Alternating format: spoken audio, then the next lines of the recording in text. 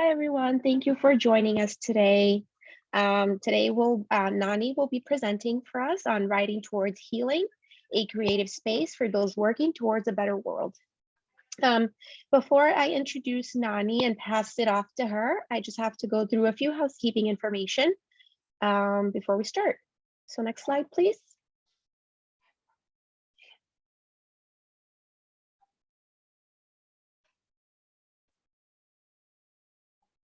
Thank you. That's okay. It was working before and then it's decided not to. That's totally fine. Okay. Okay, so as you can see on your screen, we do have an acknowledgement. This presentation was prepared for the New England MHTTC.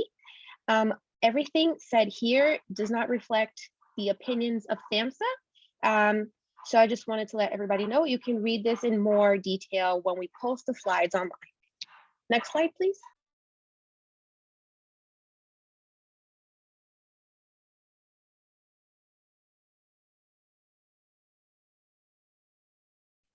I think there were the arrows on the bottom.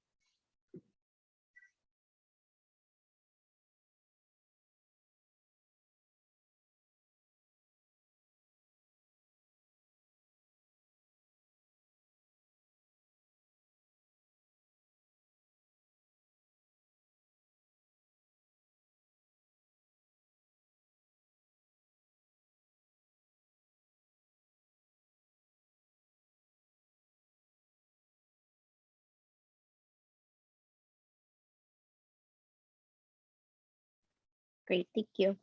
And this slide just goes over that the MHTTC network uses affirming, respectful, and recovery-oriented language in all of our activities. And you can read this in more detail as well when we post the slides online. And with that, I will hand it off to Nani to present. Thank you. Hi, everybody. Sorry about the tech stuff. It happens. It's still it's just taking a little while. So I'm really excited to be in a space with all of you. So many of us are doing so many different types of work that is trying to mitigate or stop violence. And violence, of course, can mean so many different things. Also, so many of us are coming from violent circumstances and have experienced violence.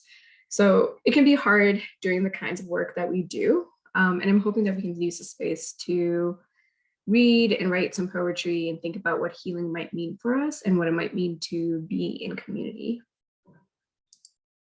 My name is Nani, use they and she pronouns. I'm a Malayali American writer. I'm from South India. My family's from South India. I have been doing poetry since I was in high school, college. I've been teaching it with youth since college. I love reading poems because I love listening to the ways that particularly artists of color are naming the way that they move through the world. And I'm hoping that we can find the ways that we are doing that in our lives today. For this hour, and forevermore, in any writing workshop, you don't have to ever be a professional artist to do it. You can just write if that's what you want to do and explore your feelings. And that is actually, once you just write, that's the goal, you've done the thing. And that is entirely worth celebrating. I also have such a I don't know what to call it, but a thing against the ways that often high schools teach poetry, that poems are puzzles and we have to find the right answer though. That is not at all my experience of reading poems and finding joy in poems. Rather, we can see what pulls us in what way and just explore them. We're just here for the ride sort of thing. And lastly, I am a huge proponent of moving with no shame. One of the things that I'm often thinking about is that there's very few things that are more powerful than being honest with each other and being vulnerable with each other, or just being vulnerable with ourselves. So one way that we might do that is I'm going to challenge all of you to not self-edit when we're writing today. Don't delete anything, don't scratch anything out, don't second guess anything. The goal for you is to write as many words down on the paper. Okay, so before we get started, I would love for everyone to get like a piece of paper, pencil, pen, all of that, like any kind of writing utensil. And once you've done that, I would love for folks to just write into the chat to introduce themselves. Hello, I see one of you already. Chat, and then name one thing that you're feeling today.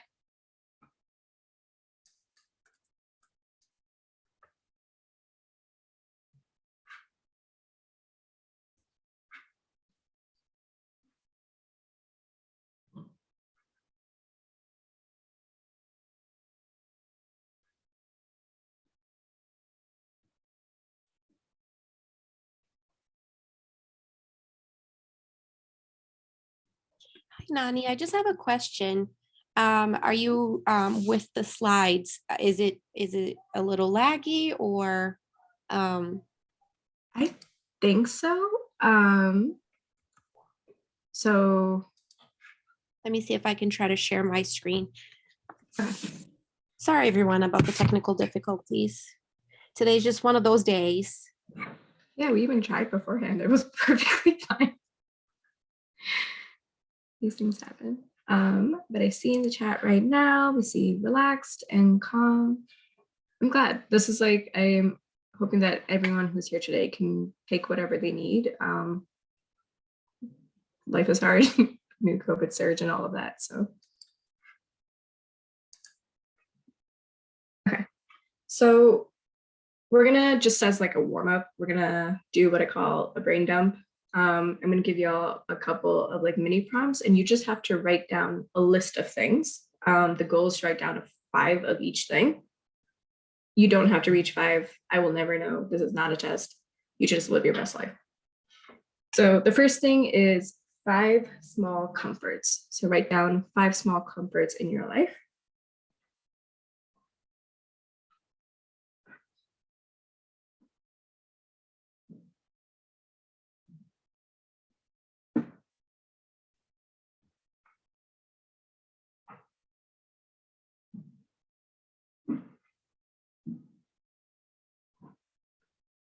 The next one is name 5 of your people, 5 of your loved ones.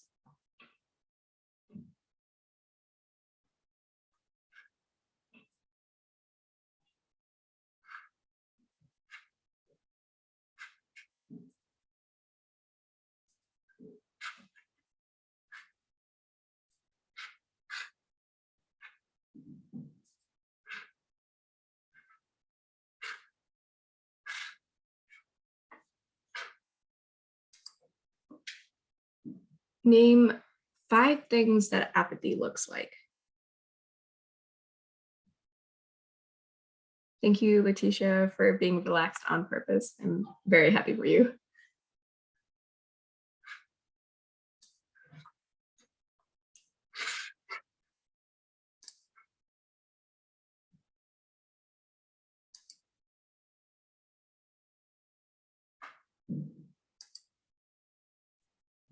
Five things that belong in your home no matter what.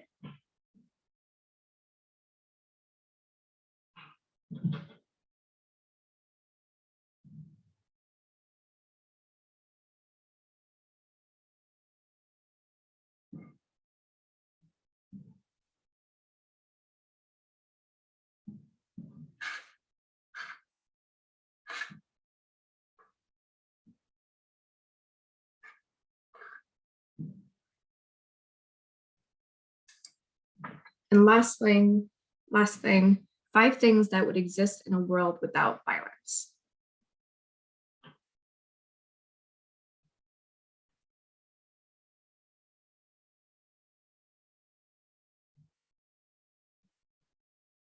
I'll give y'all till 2:12 to just keep adding to your list of things. You don't have to reach 5. You can go above 5. That's totally fine. And if you would like to, you can also add, if you want to share whatever came up in your brain dump, feel free to do that in the chat.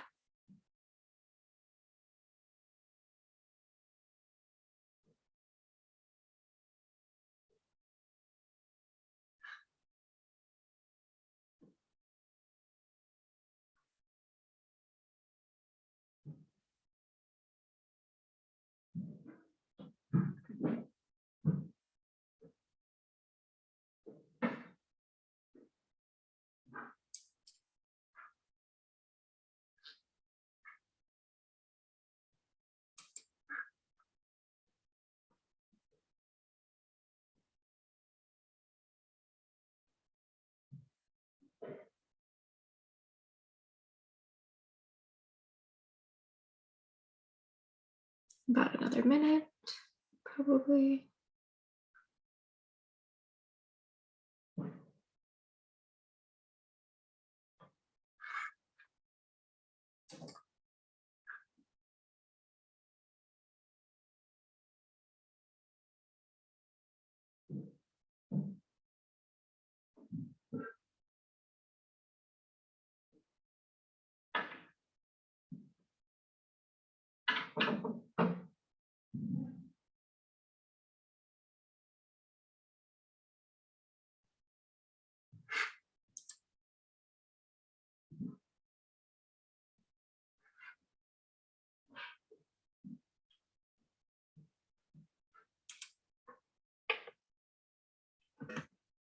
Okay, cool.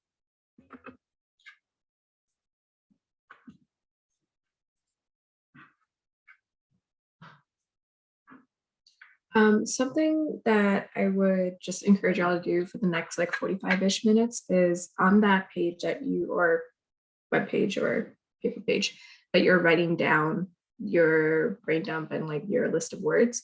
If at any point, like during the poems that you read or something that someone says or shares or whatever, something like is like, oh, I like that word, or I like that phrase, or it's making me think of something else, write that down. It's just helpful when we get to our writing part that we don't, it's not like our brain is thinking from like new places, that we can go to something and we can always just pull something from that list of words. Okay, so I have 3 poems for us to explore and look at today. I would love to read each poem once, and I often get tired of hearing my own voice. So if I can get a volunteer to read this poem once all the way through and I'll read the second time, that would be great. So if someone can volunteer.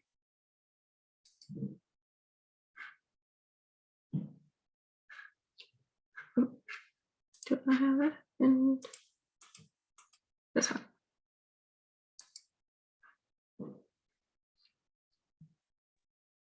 Hi, I'll give it a go for you. Okay, I'm trying to, yeah, go ahead. Actually, I don't know, Zoom is not telling me who you are, but thank you so much. Oh, sorry, someone else can do it. I'm Cassandra No, go Johnson. ahead. Right. Go ahead. Okay, I'm on my phone. Let me see if I can pull it up here. Okay, Calling a Wolf by, I don't want to butcher the name. Abe Akbar. Thank you. Like the sky, I've been too quiet. Everyone's forgotten I'm here. I've tried all the usual tricks, pretending I've just been made terrifying, like a suddenly carnivorous horse, like a rabid hissing sapphire. The medical responses has been clear. Sit patiently until invited to leave.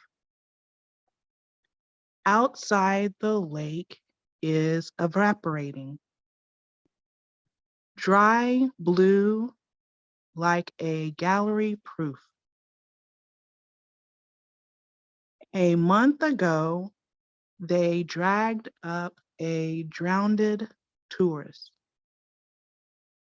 His bloat white belly was filled with radishes and lamb shank.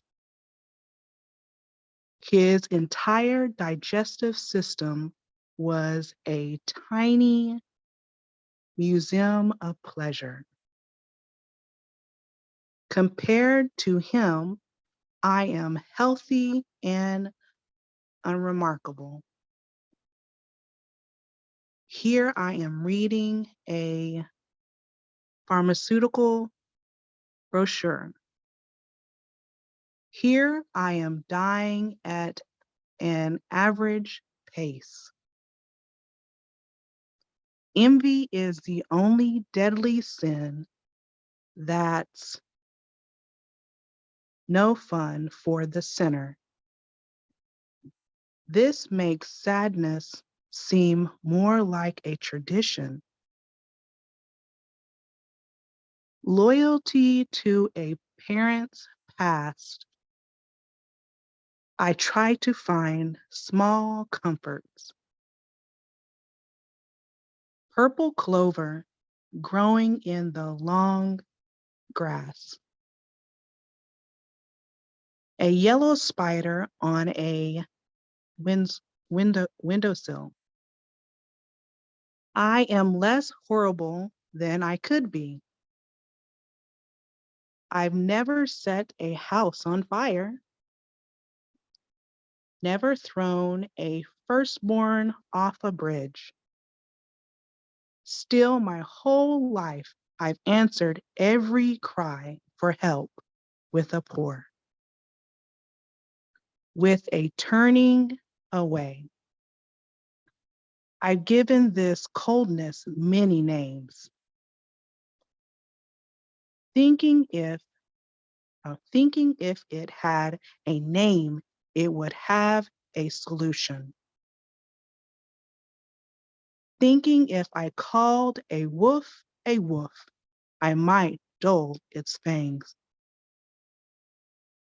I carried the coldness like a diamond for years, holding in close, near as blood, until one day I woke and it was fully inside me. Both of us ruined and unrecognizable. Two coins on a train track. The train crushed into one.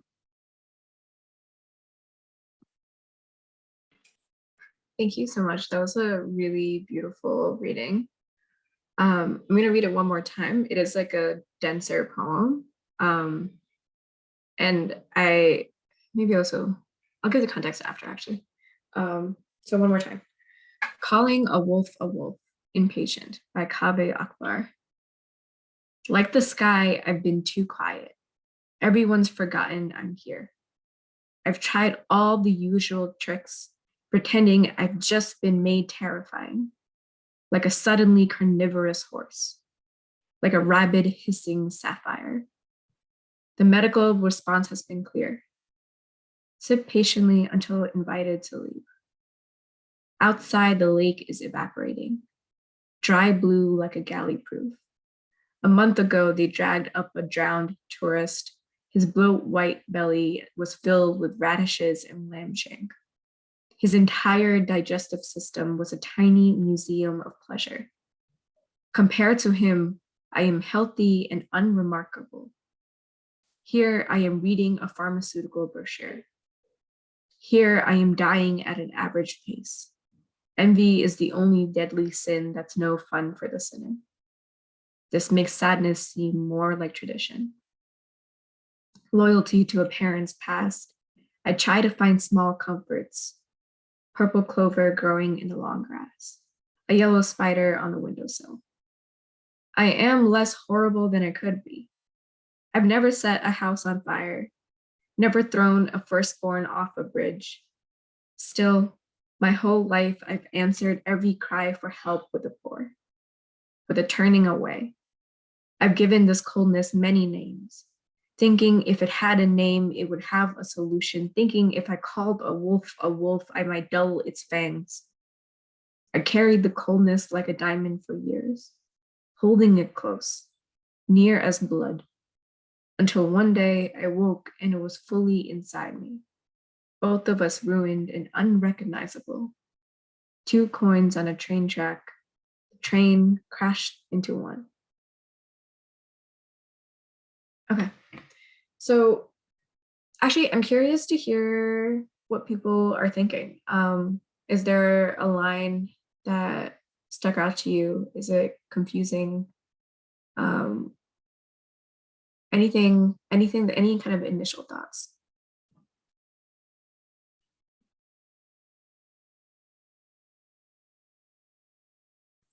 I think what really caught my attention, so this is Vanessa. I think what really caught my attention in the poem was that here I am dying at an average pace. It really puts it into perspective for me. because you're just kind of living, going through the motions. You're not really living, or at least for the person in the poem. He's just kind of going through the motions. You just sit patiently until it's time to leave. You just kind of survive and go through the motions of every day until you die. Yeah. I think there's so many like kind of like lines in this poem where there are these like starkly like little miseries that are average and also tragic, that he sprinkles throughout here. And that's one of those lines that definitely sticks out to me as well.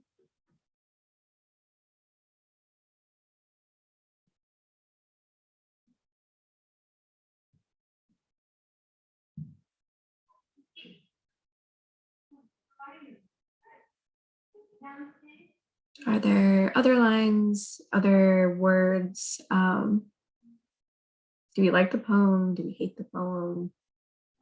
Which is totally fine. I've hated many a poem. Are we confused? Which I think is always a interesting doorway into a poem. Hi, this is Cassandra again. Hi. This is my first time here, so I'm like, what? This is my first time here too. Okay, I know, right? Like first time doing okay. I agree with you what you're saying about like the thoughts, like the somewhere, sensitive, tragic, insensitive. But I look at it as like all the words, they come together because it seems like the person's thoughts, like you're sitting there. And I looked at it more of like, I know it says impatient, but I look more of like when you're sitting, in a situation, or like you're in your house and all those thoughts are running through your head and you're trying to piece things together and also eliminate, solutions or situations. I think it runs all together pretty well because it just reminds me of someone being whole, like holistic of what like reality is, instead of, sometimes when we look at ourselves like, or we're trying to be so perfect or like just trying to have everything together and stuff. So I like it, I guess, because it's kind of reality to me, like of how way we think and way we process things. Yeah. A little bit of context for the poem, which I think ties into what you're saying pretty well. Kavi Akbar's book is called Calling a Wolf a Wolf. And so much of this book explores his relationship with I don't know exactly how he would define this or name this for himself, but is a person who had substance use issues, with alcohol particularly.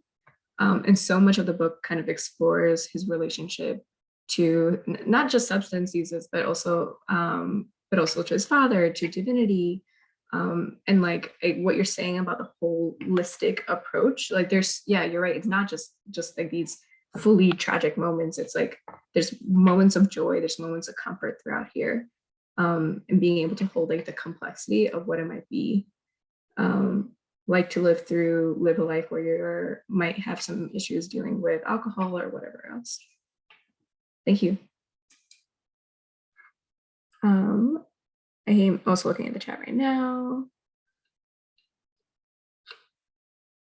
It's very descriptive. You can see every single line. Yeah, I think even just like the way that it's like formatted, for me, it's like an easier read. Love that. And please take all the time you need to process.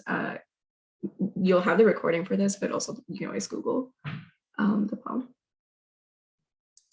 Okay, we will go to the next one. Screen will let me. Okay. Okay, so this poem is called If They Should Come For Us by Fatima Asgar. Again, I would love someone else to read it, and then I will read it right after. You can just like unmute yourself, or like maybe you can raise your hand or chat and then ask someone, or I will figure out who said the thing that they wanted to. Okay, awesome. Sorry. I was rambling a little. Again, so If They Should Come For Us by Fatima Asgar. These are my people, and I find them on the street and shadow, through any wild, all wild, my people, my people. A dance of strangers in my blood, the old woman's sari dissolving to wind, Bindi, a new moon on her forehead. I claim her my kin, and so, the star of her to my breast, the toddler dangling from stroller, hair a fountain of dandelion seed. At the bakery, I claim them too. The Sikh uncle at the airport who apologizes for the pat, down the Muslim man who abandons his car at the traffic light, drops to his knee at the call of the azan, and the Muslim man who sips good whiskey at the start of the Maghrib, the lone kala at the park, pairing her kurta with Crocs. My people, I can't be lost. When I see you, my compass is brown and gold and blood. My compass, a Muslim teenager, snapback and high tops gracing the subway platform. Mashallah, I claim them all. My country is made in my people's image. If they come for you, they come for me too. In the dead of winter, a flock of aunties step out of the sand. Their dupattas turn to ocean. A colony of uncles grind their palms, and the thousand jasmines bell the air. My people, I follow you like constellations. We hear the glass smashing the street, and the nights opening their dark. Our names this country would, for the fire, my people, my people. The long years we've survived, the long years yet to come, I see you map. My sky, the light, your lantern long ahead, and I follow, I follow. Thank you. And again, if there are words that are sticking out to you, write them down. If any other thoughts are coming up. And I will give this another read, and then we will, delve into it as much as we want to. If They Should Come For Us by Fatima Asgar. These are my people, and I find them on the street, and shadowed through any wild, all wild, my people, a dance of strangers in my blood. The old woman, sari dissolving to wind, bindi, a new moon on her forehead. I claim her my kin, and sew the star of her to my breast. The toddler dangling from the stroller, hair a fountain of dandelion seed. At the bakery, I claim them too. The Sikh uncle at the airport who apologizes for the pat down, the Muslim man who abandons his car at the traffic light, drops to his knees at the call of the azan. The Muslim man who sips good whiskey at the start of Maghrib, the lone kala at the park pairing her kurta with Crocs. My people, I can't be lost when I see you. My compass is brown and gold and blood. My compass, a Muslim teenager, snapback and high tops gracing the subway platform. Mashallah, I claim them all. My country is made in my people's image. If they come for you, they come for me too. In the dead of winter, a flock of aunties step out on the sand. Their dupettas turn to ocean. A colony of uncles grind their palms, and 1,000 jasmines bell the air. My people, I follow you like constellations. We hear the glass smashing the street, and the nights opening their dark. Our names, this country's wood for the fire. My people, the long years we've survived. The long years yet to come. I see you map my sky, the light, your lantern long and ahead, and I follow. Cool. Okay. Let me see something in the chat. Cassandra said from earlier, in some ways you can label or put a topic with some of the lines phrase for the first poem. Vanessa says, I can't be lost when I see you. My compass is brown and gold and blood. Yeah, I love that line. There's so many, for me at least, some really stark images in here. Yeah, before I ramble, I would love to hear what people are thinking and feeling, just initial kind of thoughts, questions, also maybe a line or an image that stuck out to you.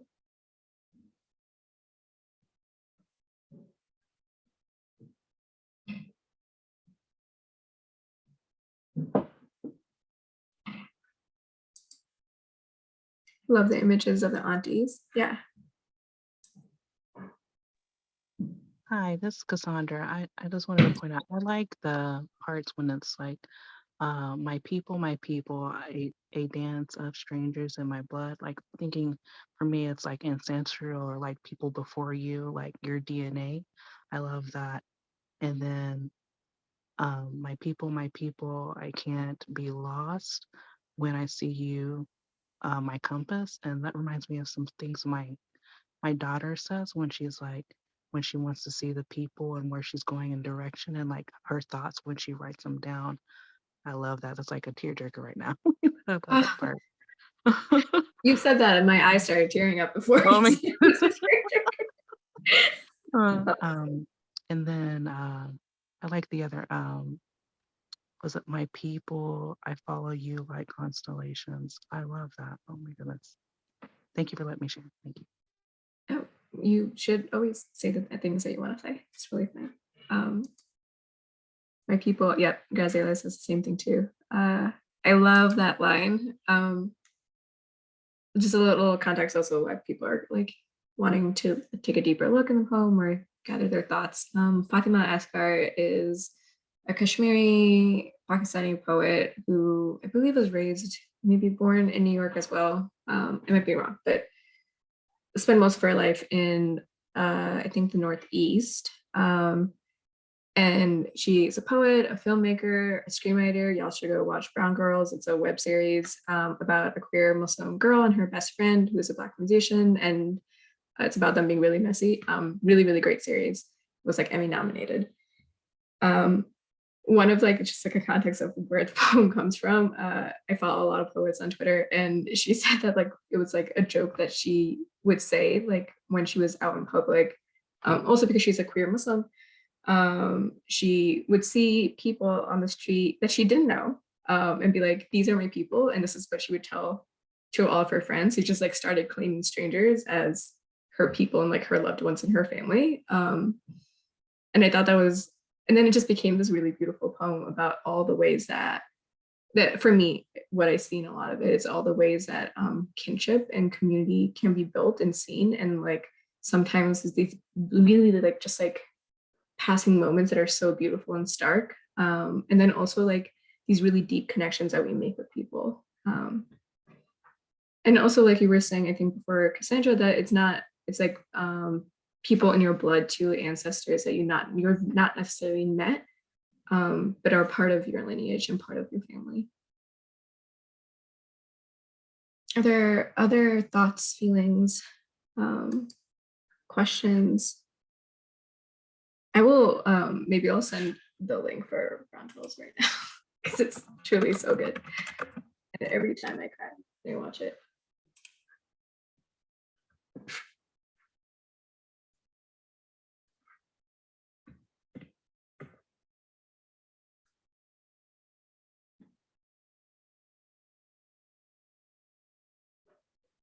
Wait like another couple seconds, and I might have y'all do like a little mini like 2-minute writing thing.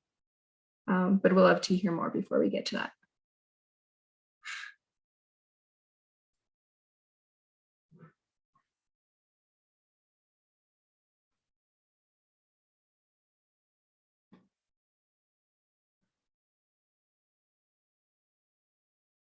Okay, it wasn't counting, so I'm gonna assume that was 10 seconds.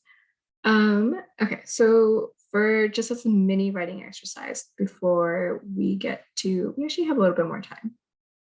So maybe we'll spend a little bit more than 2 minutes, but as I said before, the goal is to write and to feel. You don't have to share anything if you don't want to share.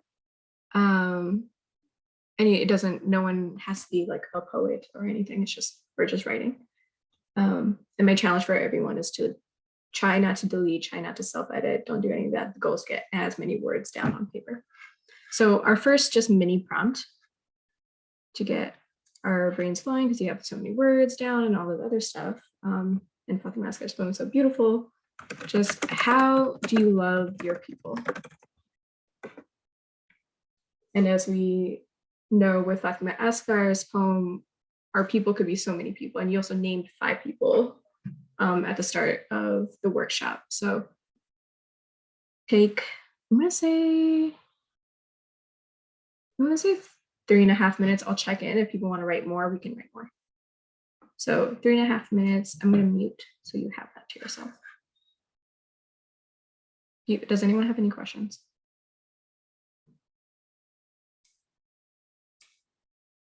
Okay. 3.5 minutes starts now.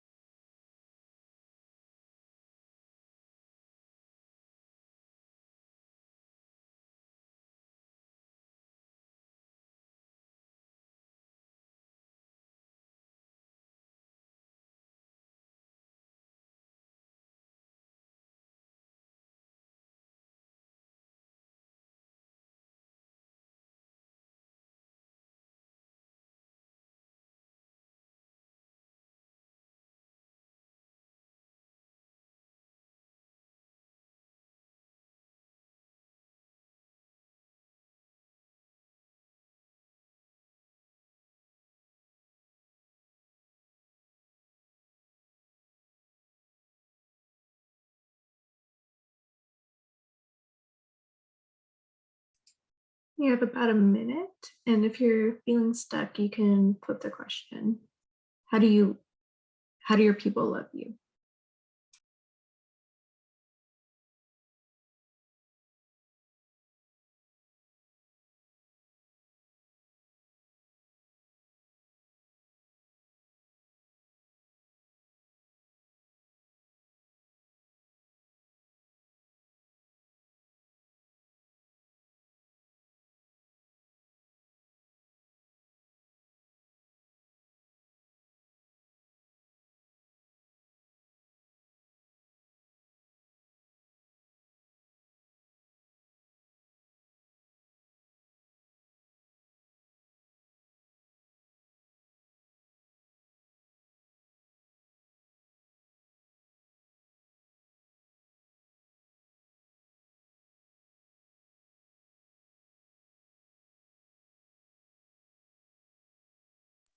Okay, so that was 3.5 minutes. Do folks want more time, like another maybe 2 minutes? Can say yes or no into the chat. That's fine too.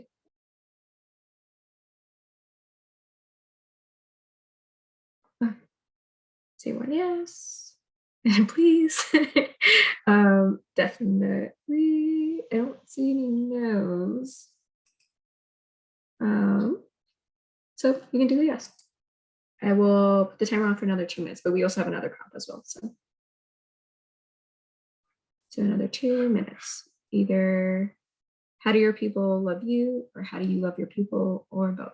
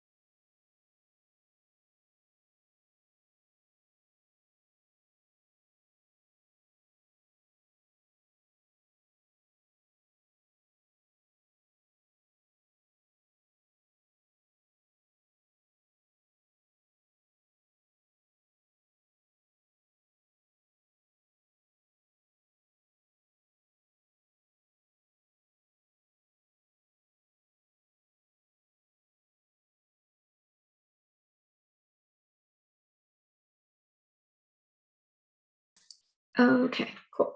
I hope that felt good. We have a little bit more than 15 minutes left. I'm just gonna make sure we get through the rest of this.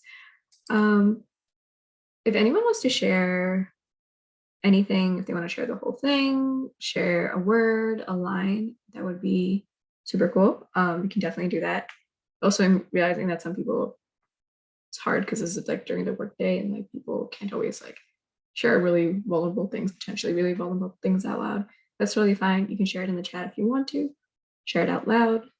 Yeah, I'm gonna give you all a chance to do that. You just have to unmute and go.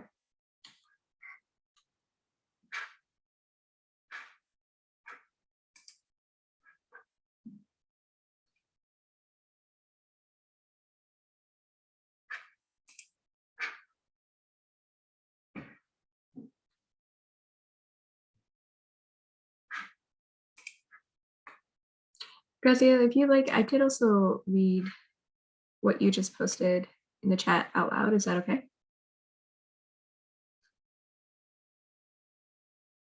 So Graziella wrote, love is built on the walk of life. Sometimes we love and are loved at the beginning of this journey. The love of father, mother, and children. Other times love appears in the middle of this journey. It can be lasting, it can be infinite, it can be finite. Love is a verb conjugated in many forms, genres, and verb tenses. To love is to feel the heart asking to be close to someone. I love that. I love that so much. I recently attended this training about conflict, and they said that conflict is the spirit of a relationship asking to go deeper. And I love that, like, sometimes, like, oftentimes we're in like the most deep conflict with people who we love. And then that those two things are people feel very like similar to me. Give you a couple more seconds if you want to. Hi, can we just talk? Yeah, for sure. Okay. Thank you. It's Cassandra Johnson again. I didn't really write down thoughts. I was just thinking, like, when you asked the question, because you put how do you love your people in the chat, then you changed it to how do you love your it was two How do different your people love ways. you? Yes, it was two different, and yeah, I know two different in the chat. But I was just thinking, like, since it's about loving your people, but also about loving yourself. And you can't realize how people love each other if you're not loving yourself and open, like, to see that love, I guess, like the gratitude kind of, I'm looking at that way. So I was just jotting down because it's like, how do I love you? How do I not? Do I love you? Do I not? Who do I love you? How do I not? Or sorry, I might mess it up. But then it's like also looking at, like, I think it's because I was writing earlier about who, what, when, why, and where, and just like going over those things. But I started out thinking about myself or the individual, and then kind of like, oh, well, how do you not? Because some people always, go back to that. We're our worst critics. So we think like, well, I'm not doing this, right? And then at the end, I just put, but but reverse that thought, meaning like, we're usually tend to go to the negative or the challenging part of it, but reversing it and putting that grateful, that gratitude, that thinking about the love, what can I do? What have I done? That has been the positive. It kind of, helps you mentally, right? Spiritually, mentally, and physically, and it starts projecting out that way. So for me, I look at it as like, that's how it affects your people, you know. I think of it like also as a family. I'm more like always penetrating on my family, like, okay, what am I doing for me so that I can help my family? But that's my thought. Yeah, thank you for sharing. This is like something that I've been trying to do for the past couple weeks or so, where I feel like I'm often, especially a lot because we work in nonprofits and we're trying to like do good work in the world or whatever it is. I feel like sometimes I find myself operating from a place of scarcity and not a place from abundance. So something I've been trying to do over the past couple of weeks is just writing down, I am grateful for X thing, whatever. And I write that like 5 times over. And like that reframing, I think that you're talking about reminds me a little bit about how like, oh, I'm not enough or whatever. And then it's like, well, if we can flip this in some way, maybe instead of coming from a place of scarcity, coming from a place of abundance. That's what came to mind when you said that. I don't think that it's necessarily exactly what you were saying. I think these things are different, but I think. Oh no, yes, it is great. And I love it because for me, it's just like it affects the whole group. And you're talking about the profit. I do that. I work as well with a nonprofit. So it's like, oh, you're like, oh, okay. But once I know you're talking about writing it down, like even in my meetings, I write down like I um I combat challenging thoughts like, okay, they don't know what they're talking about. Like those things are like, wait, they didn't tell me that. And I combat it with like writing down, love them, give grace, mercy. Like, and people are like, why are you doodling? And I'm like, oh, well, I'm listening. Don't worry. I'm doing, but I'm combating it as I'm, in the middle of it, like in the situation, so that it becomes a habit. So my mind automatically switches to no solution based to like you said, positive, the grateful reframing. I love that. That's like such a incredible practice to do. I don't know if I'm ever really that generous in the moment when I am I'm just being frustrated. honest. That's really, really shout out to you for doing that. Love that. Okay, so we have 10 minutes. So we're gonna go to the last poem. It's a short one.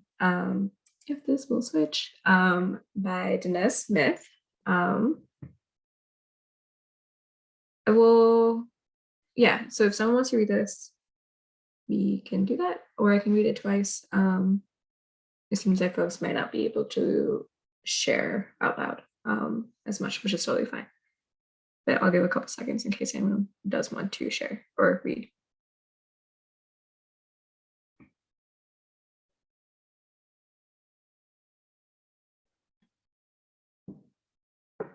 Okay. So, Little Prayer by Dinesh Smith. Let ruin end here. Let him find honey where there was once a slaughter. Let him enter the lion's cage and find a field of lilacs. Let this be the healing. If not, let it be. One more time. Little Prayer by Dinesh Smith. Let ruin end here. Let him find honey where there was once a slaughter. Let him enter the lion's cage and find a field of lilacs. Let this be the healing, and if not, let it be.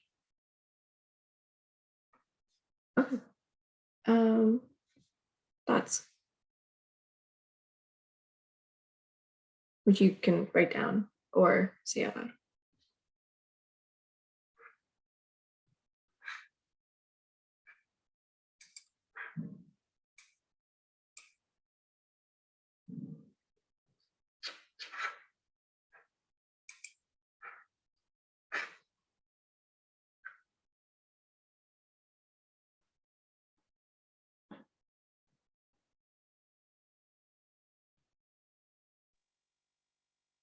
Hi, it's Cassandra Johnson again. I don't I want to wait for someone to go.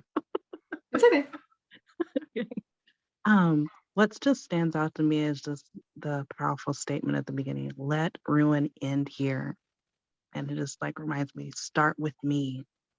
It's it's something that I've been working on through the pandemic. So it's like, don't, for me, it's not engaging in like, it's hard. It's hard. Everyone has different things that they're like engage in, like conversations or gossip or, just like family conversations over, vaccine, all that stuff.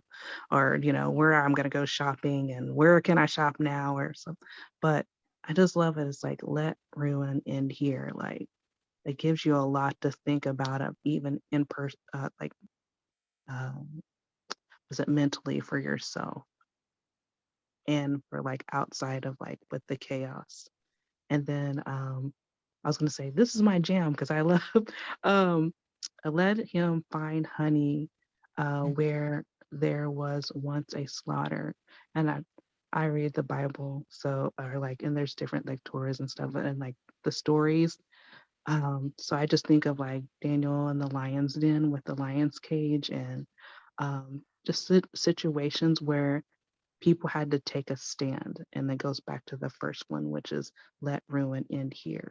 And how do you, take that stand? Mostly at the end with the healing. But that's my opinion. Thank you for listening. Yeah, of course. I love I didn't grow up with the Bible, and that's not like a huge part of my life, but that is interesting to see that kind of I think like the poet word for it, it's like allegory or whatever. That is, I didn't know that was a kind of, that might be one of the contexts of it. I work in anti-sexual violence stuff, so I'm often thinking about like how violent and traumatic sexual violence can be, domestic violence can be. I'm thinking about like sometimes like some stuff is just messy and bad, and like what happens after a ruin is done. Like what do we find after the fact? And for me, this does like resonate as like a little prayer for sure.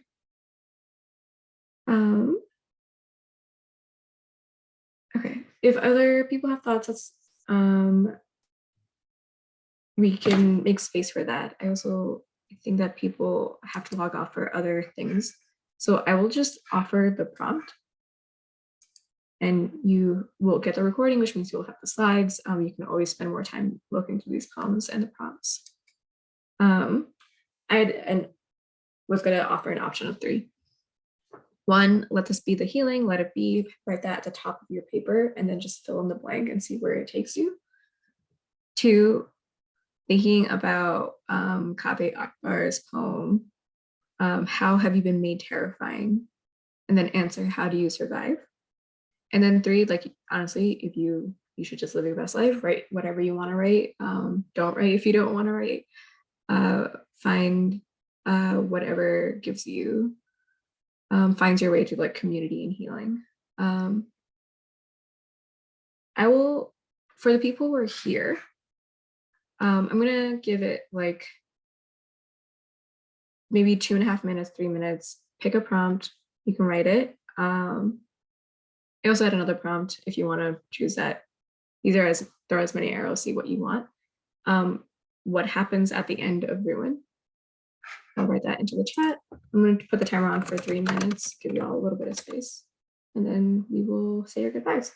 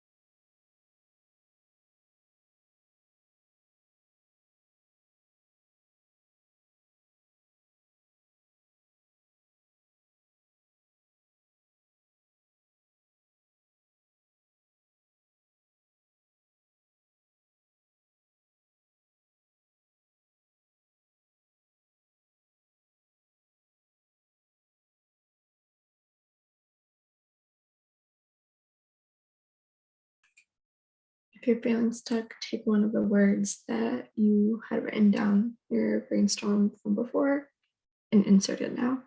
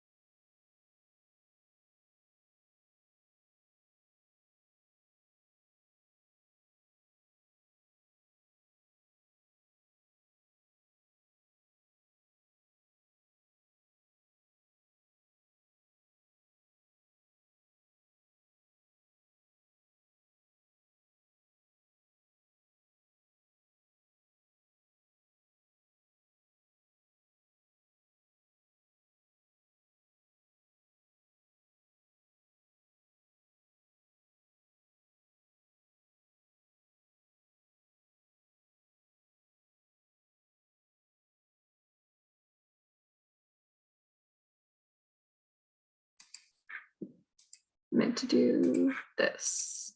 Okay, so finish up. We have like 2 minutes. As I said earlier, this will be recorded, so you will have access to these poems. I hope that you were able to spend as much of this time being as present as you can, and thinking about how you might heal a community and what community healing might look like for you. As I said before, I work in anti-sexual violence. I specifically think about the ways that the criminal legal system and sexual violence are interconnected. If you want to talk to me about sexual violence stuff, you can email me at nani@, endsexualviolencet.org. Or if you want to talk to me about pretty much anything else, or art, or healing, or I don't know, justice, or whatever, you can email my first email for that. You can also email my personal email, and sajib2285@gmail.com.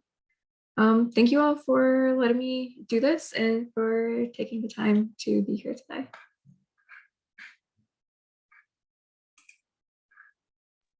Thank you, Nani, for this wonderful presentation. I just wanted to let everybody know who's still here, you'll be receiving an evaluation via email, along with the webinar recording and the slides as well, so that you can do this activity again on your own time.